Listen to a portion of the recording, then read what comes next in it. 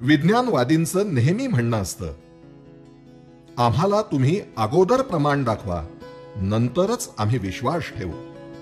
आणि आमचं हे शास्त्र म्हणतं, विश्वास ठेवा, प्रमाण मिळेल, अवश्य मिळेल.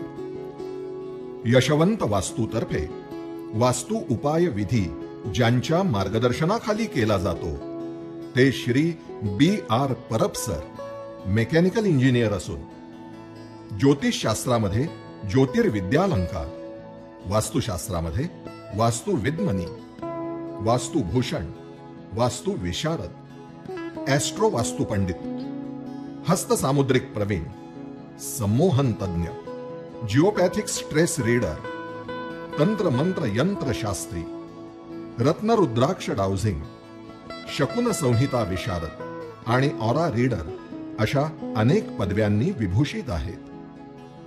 यशवंत वास्तू ज्योतिष विद्यालयातर्फे स्वतः परब सर वास्तू उपायांचं मार्गदर्शन आणि वास्तुतज्ञांना प्रशिक्षित करण्याचं मोलाचं कार्य करीत असतात. एखादं घर कितीही नकारात्मक असेल, तिथे परब सर यांनी केलेल्या उपायांनी सकारात्मक ऊर्जा वाढते अशी अनेक उदाहरणं आहेत.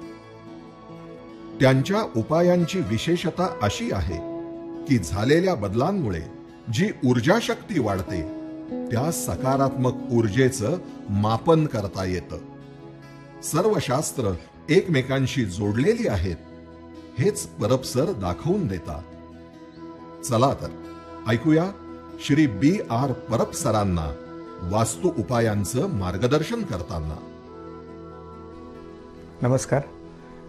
वास्तु उपाय करताना पहिल्यांदा वास्तु आलेखावर दिशा रेखांकित करून वास्तूमधील गुणदोष काढले जातात. गुणांना प्रवाहित करून वास्तुदोषांवर बंधन घातलं जातं.